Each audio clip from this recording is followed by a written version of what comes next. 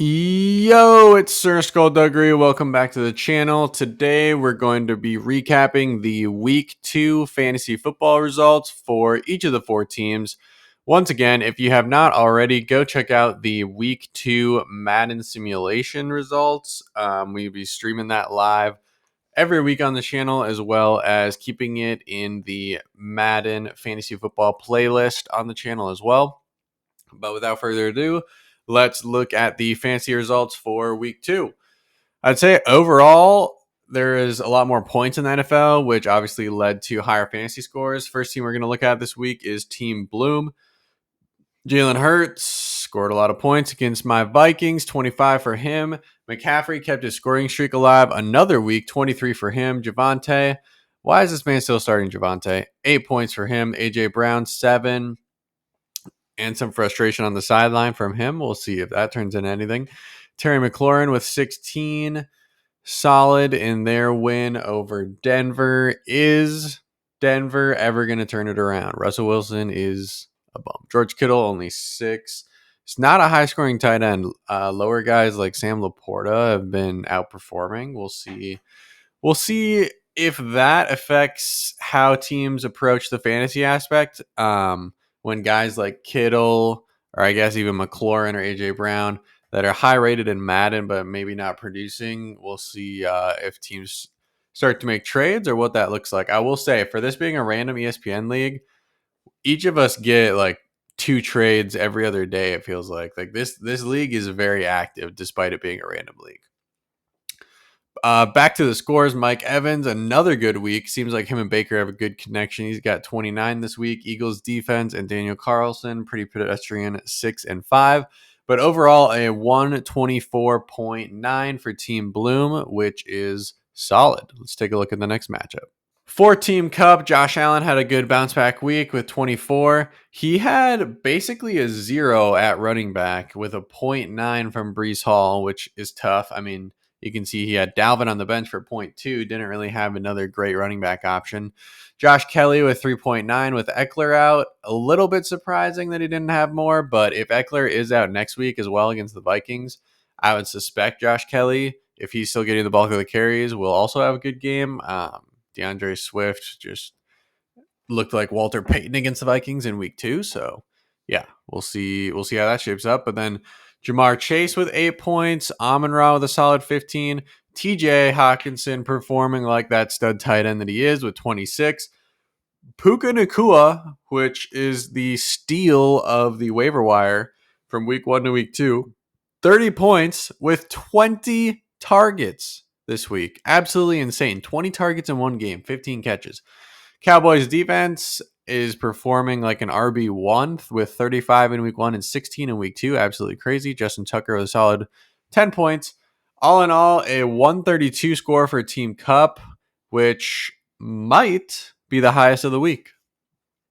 Now, in our final matchup here, we had Team Sanders against my squad. Starting with my squad, Dak and Saquon got back to their ways this week. Dak with basically 20. Saquon with a solid 27. Jamal Williams, I don't know. I thought Jamal Williams would be a sneaky play. I mean, not a lot of draft capital you have to put into him.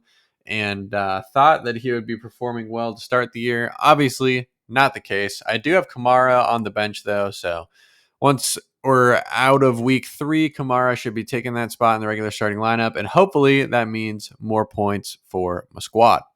CeeDee Lamb with 25, solid effort out of him. He's basically going to be him and Saquon, my rocks from a fantasy perspective. And then Jalen Waddle at 12. Pat Freiermuth, 1 point. That sucks. Freiermuth was my sleeper in a lot of leagues, 1 point, and I mean, he only had 1 catch in week 1, so maybe slightly hitting the panic meter and seeing if we need to pivot there. Amari Cooper, a solid 16, and then Young Ho Koo, a great 13. I'll take 13 from a kicker every single week. That would be fantastic. Bills defense, solid 11. I mean, you hold a team to 10 points, feels like it should be more than 11, but I'll take 11. 128 is the total, a lot better than the 74 that my team showed week 1. But as you guys can see, 131 out of Team Sanders, 132 out of Team Bloom. I'm not making any progress back to the group. Team Sanders had Herbert go for 22. Jahmyr Gibbs, slightly better than week one. Still surprising that he's not getting more touches, to be honest, but 12.6 out of him. Team Sanders, one of the highest scoring teams, and yet he's 2 for 2 over 2 weeks of starting a guy that doesn't play, with Kenneth Gainwell getting 0 for him. Then Tyreek Hill, 15. Hill is a stud. Tyler Lockett, 26. I mean, he only had 3 points in week one. You got to love 26 out of him week two. Mark Andrews played this week, 15 and a half, solid at the tight end position. Kyron Williams, maybe the other top-notch free agent acquisition, which who would have guessed 2 guys on the Rams, which I think the over-under for win total for them was like 4 or 5 or 6.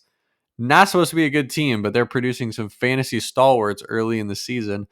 Only 4 points for the 49ers defense. Oh well. Matt Gay, 8 points, solid for a kicker. All in all, 131 for them. Let's take a look at the total fantasy points for each team through week 2. All right, so through week 2 here, almost every team is 2-0. Every team did win this week. I encourage you guys to go watch the action on the channel as well for how those Madden games have been going. My team, if you guys go watch, you'll see absolutely dominated. Proud of them on the Madden front. On the fantasy front, I really did not make up much ground overall. Team Cup and the Cowboys are at 248. Team Sanders right behind at 242. Team Bloom lost a little bit of ground. Maybe. Nah, I don't know. They're still so close. He's at 232. I mean, I made slight progress. I'm at 202. I'm not getting left further behind, right? I'm within striking distance, but need some good weeks here. But yeah, that is the status of the league through week 2. Hopefully you guys are enjoying tracking it, and I will see you with the week 3 action.